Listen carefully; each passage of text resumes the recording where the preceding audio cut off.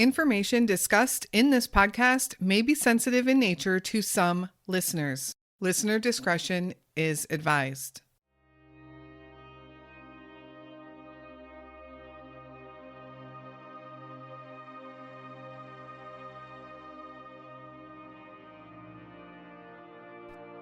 Chris, Sylvia, and his 4 siblings all enjoyed the outdoors and hiking while growing up. Originally from the East Coast, Chris was excited to relocate to Southern California as an adult and explore everything that the area had to offer. In 2015, Chris was at a bit of a crossroads. He had just broken up with a girlfriend, and he had decided to take a few days to hike a section of the PCT, the Pacific Crest Trail, by himself. He just wanted to spend some time with his thoughts and clear his head. Chris was working in a restaurant at the time, and he would take 2 weeks off to do this hike. The plan was to be dropped off on February 12th in Anza, California, and he would be picked up on February 24th in Campo, California. His roommate and friend, Min Kim, would be there to meet him. His friend went to meet him on February 16th, as was planned, possibly for a supply run, but Chris never showed up for that meeting. Thinking that Chris must have just decided to finish the hike, Min Kim left. On February 24th, when Chris didn't show up as planned in Campo, Min Kim reported him missing. Where is Christopher Stevens' Sylvia?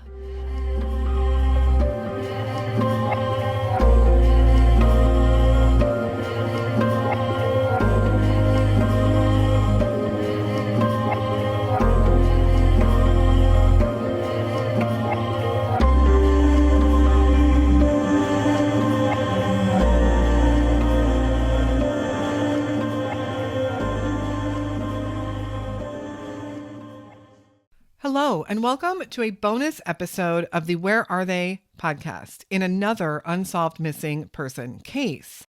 The Pacific Crest Trail is often considered the Appalachian Trail of the West Coast, but the Pacific Crest Trail is definitely its own unique and beautiful trail. This trail is most often referred to just as the PCT. It is 2,650 miles long, stretching all the way from Southern California on the Mexican border, all the way up to northern Washington to the Canadian border. And the PCT offers all kinds of terrain. There's lots of open-air hiking areas, as well as wooded and mountainous areas. Many people hike the entire trail, but even more hike certain parts at a time. Those hikers are known as section hikers. Chris Sylvia was heading out specifically to do a section of the trail, and he planned to be out there for 12 days. He was experienced, and he was also a minimalist. Chris didn't plan on taking much with him, just the bare necessities, sleeping gear, some food and water, and the book he was reading. Chris was dropped off in Anza, California on February 12th, 2015. The plan was for him to meet up with his friend in Campo, California in 12 days. But something came up a few days in, and the specifics aren't exactly clear. But what we do know is that Chris decided to call his friend and his roommate, Min Kim, and asked him to meet him on the Chihuahua Valley Road near Warner Springs, California. What we don't know for sure is what Chris's intentions were. Some believed he was tired of hiking and he was ready to go home, and some think Min Kim was just supposed to help get him some supplies. And yet others wonder if the nearby Buddhist temple had anything to do with the visit. The temple is a ways off trail, and Chris would have likely needed a ride to get there. Min Kim remembers that Chris had told him that he had some crazy stories that he couldn't wait to tell him. Min Kim then told Chris that he couldn't get up there that day. He had to work. And he said Chris was very upset by this and seemed quite frustrated with him. But Min Kim said he would be able to get up there the next day. Chris's motives with regard to this phone call might be very important to this case, and we might not know them now, but what we do know is that Chris never showed up as planned to meet Min Kim. Min Kim did wait for a while and then decided that Chris must have decided to continue on the trail and not meet with him. Maybe he was still frustrated with Min Kim, or maybe he hadn't wanted to wait. So Min Kim went home. On February 24th, Min Kim went to Campo to pick up Chris as planned. And after waiting quite a while this time for Chris, and Chris not showing up, he decided that he needed to report Chris missing. Generally, in cases like this, it's believed that the hiker might have gotten lost or might have been injured and might need help finding their way back. During the search, volunteers came across some items near the area of Warner Springs, California. This is near where Chris was supposed to have met Min Kim back on February 16th. The items were confirmed to be Chris's. And to be specific, for those that know the trail, they were found near mile marker 127. On the side of a hill, they found his yellow sleeping pad spread out, the sleeping bag on top also spread out, and his backpack sitting next to them. And it looked odd. It certainly didn't look like a place one would stop to sleep. It was on quite a steep slope. Some thought that maybe perhaps with the view that looked down over the valley, it might have been a nice place to sit and rest. But then why unpack your sleeping bag and your sleeping pad? Some suggested it looked like maybe Chris had been looking for something in his backpack and had to take everything out to find it. The only thing they were able to determine that was missing was Chris's wallet, cell phone, and the book he had taken with him. No one was quite sure how long those items had been there, but it was near the area he had been when he called Min Kim to come and meet him, near Warner Springs, California. Had they been there since February 16th? If so, where was Chris? The thing about the hiking community is that they're tight-knit and a caring group. You might have heard the stories talking about trail magic or trail angels. Hikers help hikers. They are known to come together, and when Chris disappeared, volunteers came out in droves to help search for him. Authorities also used search dogs and helicopters to search for Chris, but nothing was found. That is, until one hiker found Chris's book that he left behind at a local hostel near the trail, also near where his belongings were found. The search continued to be hard and heavy until it had to be called off because of the weather on March 3rd. Everyone tried to figure out what could have happened here. Did Chris walk away from his life? He was near a Buddhist temple, and he had a lot of interest in the Buddhist and the monk lifestyle. In fact, the book that he had been reading was a Buddhist book. Some wonder if he had decided to walk away from his current life and start a new one, possibly within a Buddhist community. Or was suicide a possibility? He was struggling a little bit, and he did have a history with depression, although those that know him said he certainly wasn't suicidal.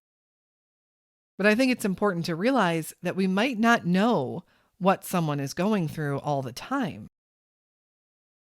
Chris and his girlfriend had just broken up, and for some reason, Chris seemed quite agitated when Min Kim couldn't meet him when he wanted him to.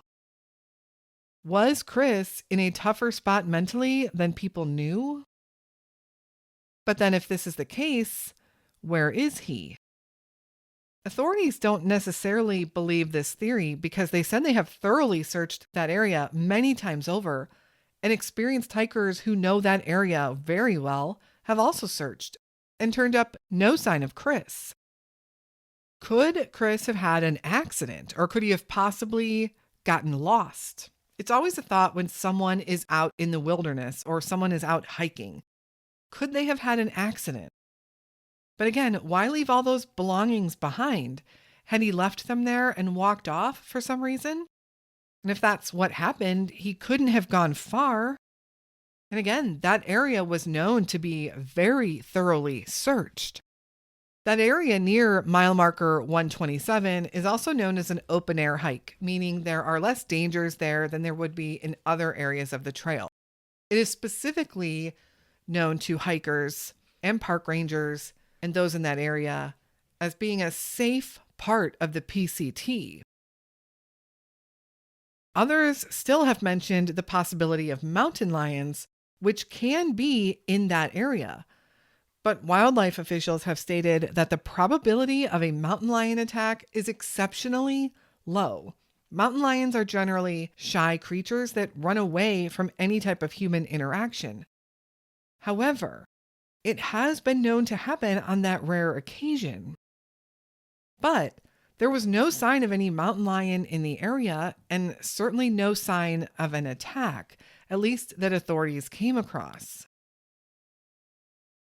Was there maybe foul play? Chris's family does believe that foul play is a likely theory, and this is why he hasn't been found. This is also why all of his items were just abandoned. Could it be someone he met at the hostel, or someone that maybe had offered him a ride up to that Buddhist temple? He did tell Min Kim when he called to be picked up early that he had some crazy stories to tell him. What did that mean? Will we ever know? What do you think happened to Chris Sylvia? Christopher Stevens Sylvia is described as a Caucasian male, 5 foot 9 inches tall, and weighing around 150 pounds when he was last seen in February of 2015.